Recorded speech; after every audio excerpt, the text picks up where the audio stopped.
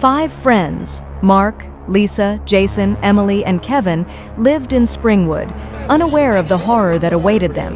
After a party one night, they all started having the same nightmare, a burned man with a bladed glove stalking them in their dreams. Mark was the first to fall. In his dream, he found himself in an abandoned school, the walls dripping with blood. Suddenly, Freddy emerged, dragging his claws across the chalkboard, creating an ear-piercing screech. Mark ran, but the hallway stretched endlessly. Freddy caught him, lifting him by the throat. With a flick of his claws, he gutted Mark, watching as he collapsed, lifeless. Lisa dozed off while watching TV, only to awaken in a burning hospital. The beds were covered in blood, and screams echoed down the halls. Suddenly, Freddy appeared in a nurse's uniform, laughing maniacally. Lisa screamed and ran, but he cornered her, slicing her Achilles tendons. As she crawled, whimpering, Freddy stomped on her back, driving his blades into her skull. Jason tried to stay awake, but exhaustion claimed him. He awoke in a factory, the walls covered in chains and hooks. Freddy's laughter echoed as the chains began to move, wrapping around Jason's limbs.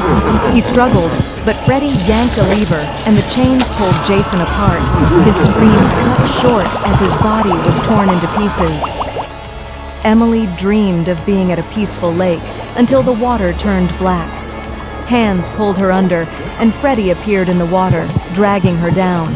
No matter how she fought, he kept pulling her deeper, whispering, "You can't wake up from this." Her lungs filled with water as Freddy twisted her neck, leaving her floating lifelessly. Kevin knew he was next. Instead of running, he faced Freddy.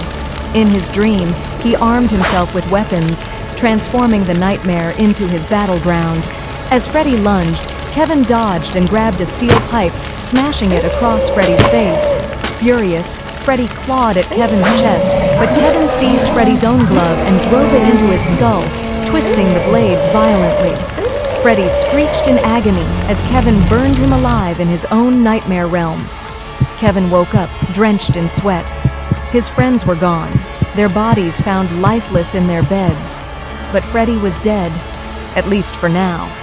As Kevin looked in the mirror, he saw a deep scratch across his chest.